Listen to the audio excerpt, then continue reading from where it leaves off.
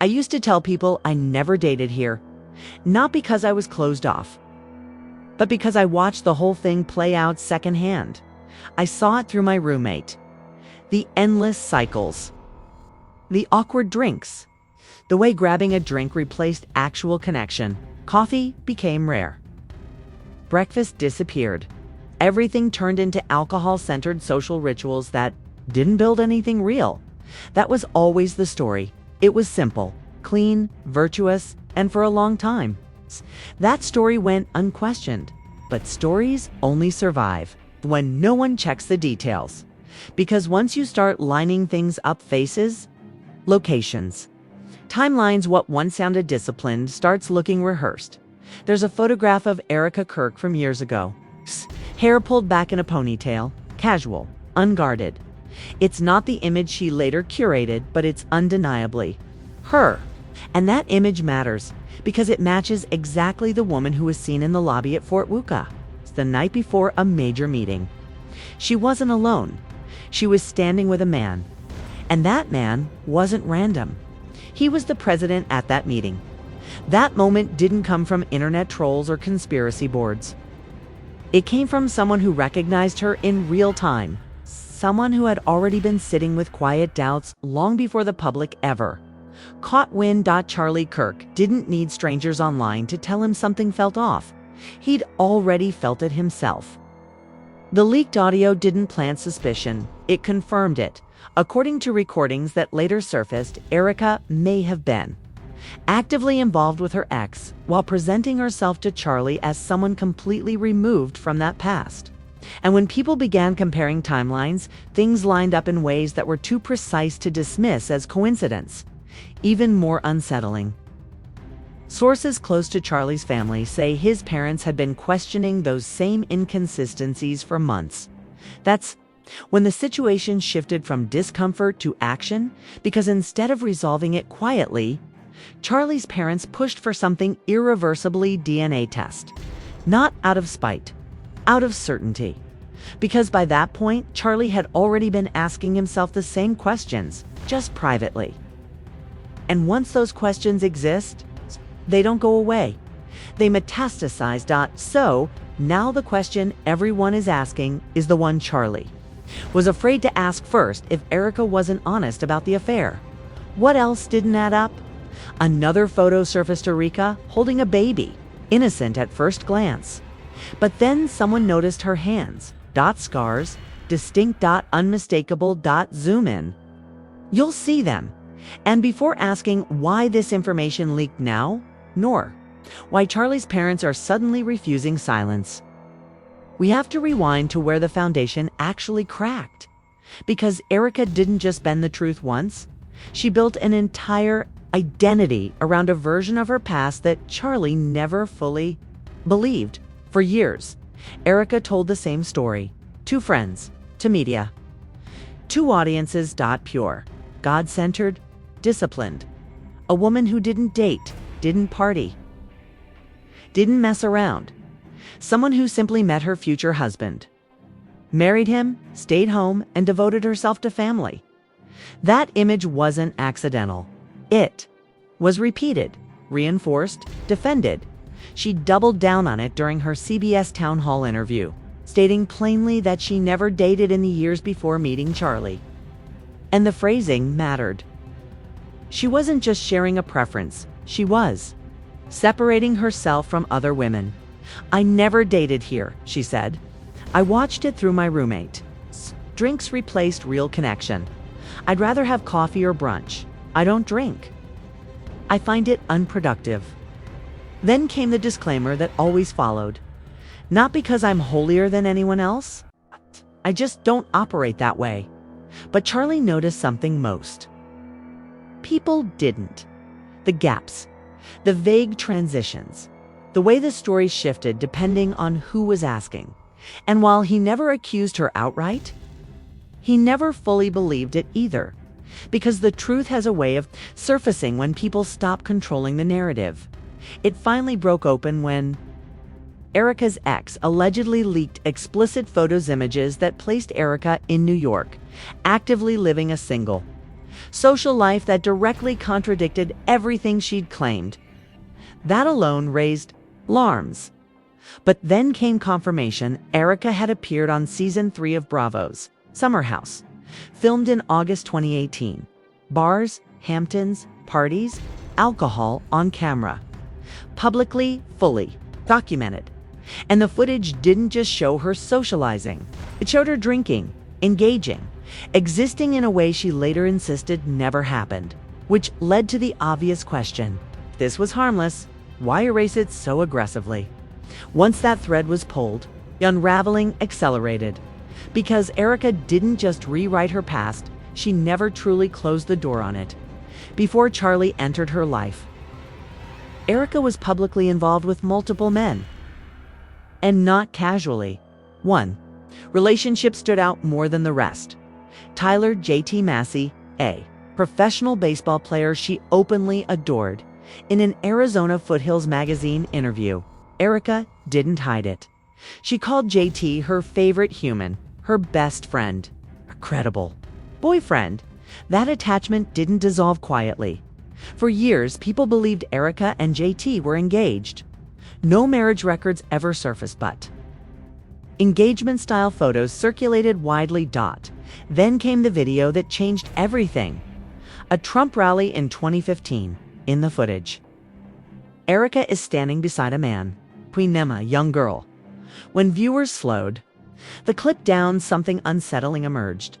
The child bore a striking resemblance to JT, and standing in the same frame, Tyler bore the same Tyler who would later introduce Erika to Charlie. The same Tyler who would later embed himself deeply within TPUSA leadership. That coincidence didn't sit right. Because now the question wasn't just about past relationships. It was about proximity. It was about how long.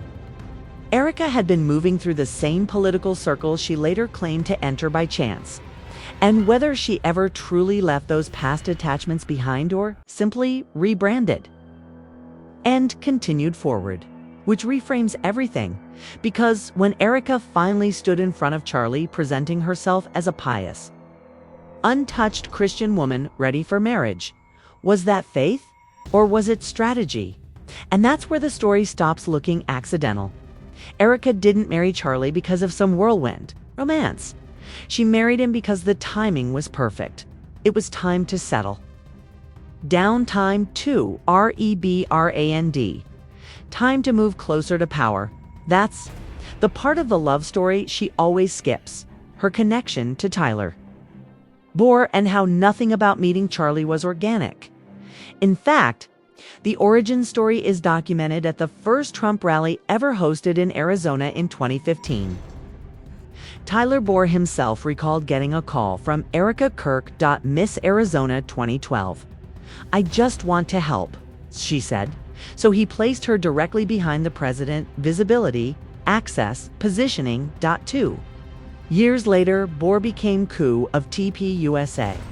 Not long after, he arranged what was presented as a professional job interview between Erika and Charlie, an interview that somehow became their first date. But here's the problem. Before that meeting ever happened, Erika wasn't single, she wasn't searching, and she wasn't living the quiet life. She later claimed she was actively dating Kat Phillips, senior editor at The Daily Wire. Working under Ben Shapiro. The same Ben Shapiro Charlie later clashed with publicly. And the timeline is damning. A tweet from September 2017 resurfaced. Kat and Erika on a painting date. Photos from that same period place. Kat and Charlie in the same social circles. Basketball games, events, overlapping spaces, which makes Erika's claim that she randomly met Charlie a year later start collapsing fast. Because once you accept that, Erika was dating Kat while being professionally introduced to Charlie through Tyler Bohr. The suspicion Charlie quietly carried suddenly looks rational, not paranoid, calculated once the timeline started lining up. Charlie didn't explode. He didn't confront Erika with accusations. He didn't run to the internet or start hinting publicly that something was wrong. Instead, he did something far more revealing. He pulled back, not emotionally in a dramatic way, not with cold fights or public tension, but with calculation, with distance, with control. People around him noticed it before they understood it. Charlie became quieter about his private life, less open about his marriage, less eager to share personal moments that once flowed easily. It wasn't bitterness. It wasn't paranoia.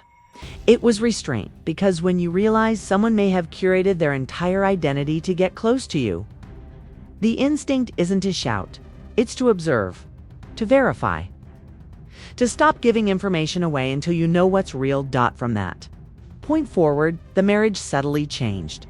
Charlie became more deliberate about decisions involving the children, not anxious, measured.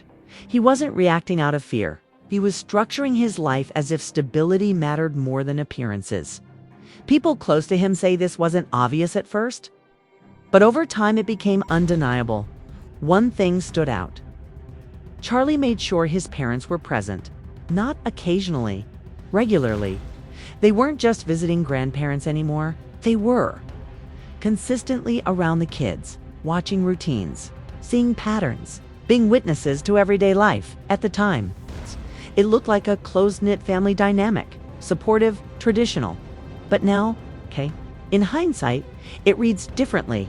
It reads like oversight. Charlie wasn't isolating his children inside a reality he no longer trusted.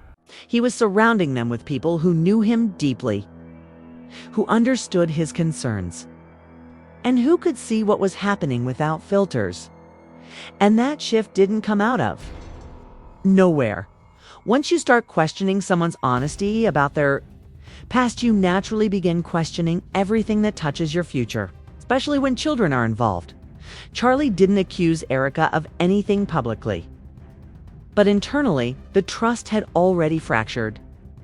And when trust fractures quietly, it doesn't shatter all at once. It erodes. People who interacted with Charlie during this period describe him as composed but guarded.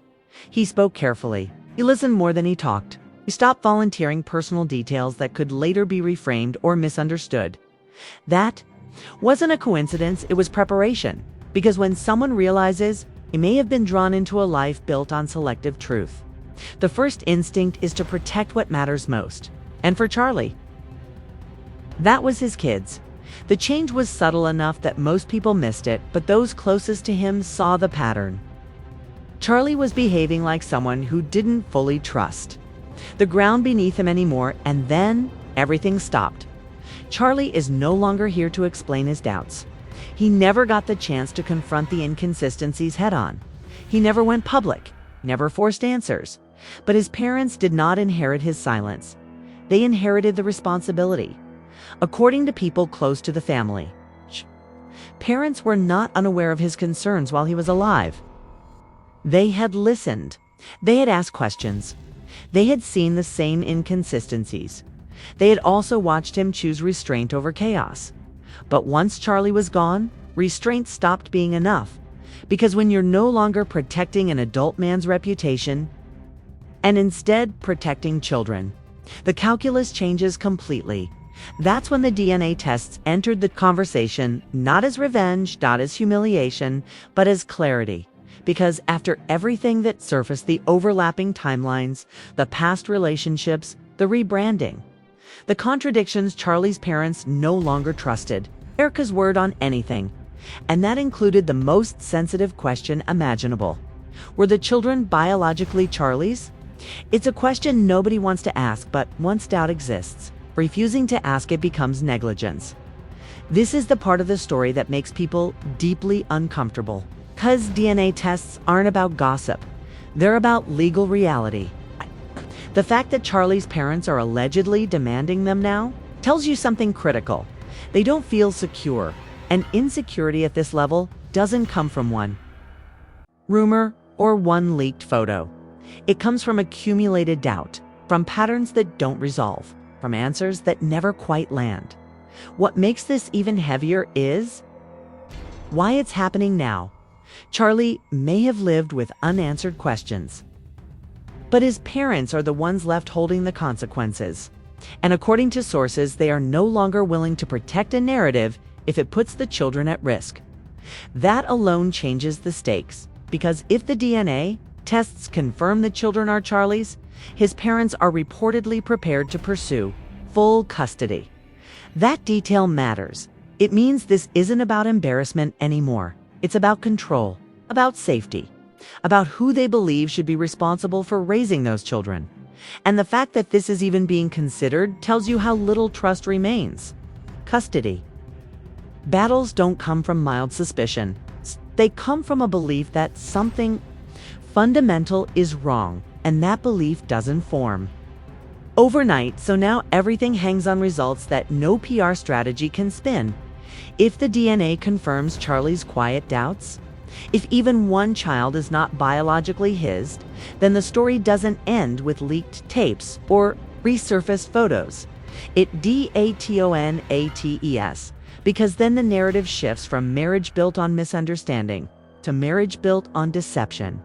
And if the DNA confirms paternity across the board, the damage doesn't disappear either, because that would mean Charlie spent his final years living with doubts that never got resolved. Doubts that shaped how he lived, how he protected his children, how he trusted or didn't trust the woman he married. Either outcome is devastating, and either way, the image Erika spent years constructing is already gone. What's left now isn't a love story. It's a paper trail. It's a family that no longer trusts her, and children caught in the middle of questions that should have been answered long before the internet got involved. Charlie never took this public. He never turned his suspicions into content. He never used his platform to expose or accuse. But his parents are not interested by interesting appearances. They're interested in certainty. And that's what makes this phase of the story so dangerous, because certainty doesn't care about reputation. It only cares about facts. And as this chapter continues unfolding, one thing becomes clear. Silence didn't end the questions. It delayed them now. The truth is being forced into the open not by Charlie, but by the people left to protect what he cared about most. By the time this story reaches its final phase, there's no illusion left to protect. Whatever version of reality once existed between private conversations and public appearances has already collapsed. What remains is not speculation, not gossip, not online noise, but consequence. Because once Charlie was gone, the burden of restraint disappeared with him. His parents were no longer shielding a son who chose discretion over confrontation. They were protecting children who could not choose for themselves. And that distinction changes everything up until this point. Every contradiction, every overlapping timeline, every resurfaced photo could still be argued away. People could say it was messy, complicated, misunderstood, a story inflated by the internet. But the moment DNA tests entered the conversation, the narrative crossed a line it can never step back from. Because DNA doesn't care about branding. It doesn't care about public image. It doesn't care about how carefully a story was curated. It only answers one question. What is true? According to people close to the family, Charlie's parents didn't arrive at this decision lightly. They didn't wake up one day angry or vindictive. This wasn't about punishing Erika. It was about certainty. They had watched their son change. They had watched him grow more guarded. They had watched him quietly restructure his life around stability instead of trust. And now, without him here to speak for himself, they felt a responsibility to act where he had chosen not to. The children became the center of everything, not optics, not reputation, not damage control. Safety, clarity, truth. That single quotes as why the custody implications matter so much. Because custody is not a symbolic threat. It's a declaration of belief. If Charlie's parents truly intend to pursue full custodias, rumors suggest it means they believe Erika is not just dishonest, but potentially unfit to be the sole authority in those children's lives. And that belief doesn't come from one scandal, it comes from erosion, from watching someone maintain a public persona that repeatedly contradicts documented reality, from seeing a pattern of rebranding rather than accountability, from realizing that the version of Erika they were introduced to may never have existed in the first place. This is where the story becomes deeply uncomfortable. It's because there is no clean ending. If the DNA confirms that the children are Charlie's, then Erika still faces a reckoning. Not legally, but morally. Because that would mean Charlie lived with doubt that shaped his final years. Doubt that changed how he loved, how he trusted, and how he protected. He would have died without answers, and that truth carries weight. But if the DNA reveals something else, even one child is not biologically Charlie's, then the story doesn't just fracture, it implodes, because then the question stops being, did Erika misrepresent her past? It becomes, what was this marriage built on at all? At that point, the curated image doesn't just crack, it disintegrates. And what's left is a reality no amount of PR can repair. The most telling part of this entire story is not what Charlie did, it's what he refused to do. He never exposed Erika publicly. He never weaponized his platform. He never turned suspicion into accusation. Instead, he withdrew. He observed.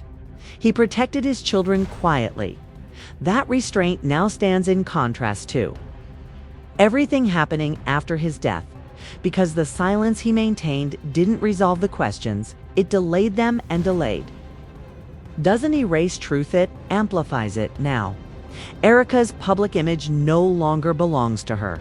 It belongs to the timeline, to the receipts, to the patterns she cannot explain away.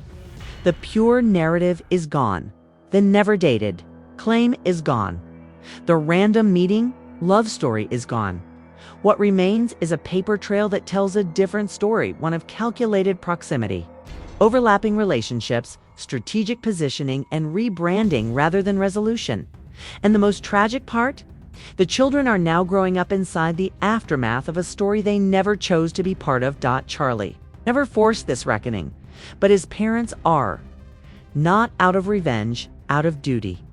They are done protecting an image. That image comes at the cost of truth. They are done staying quiet if silence creates risk. They are done trusting narratives when evidence keeps contradicting them. This is no longer about Erika's past, it's about accountability in the present.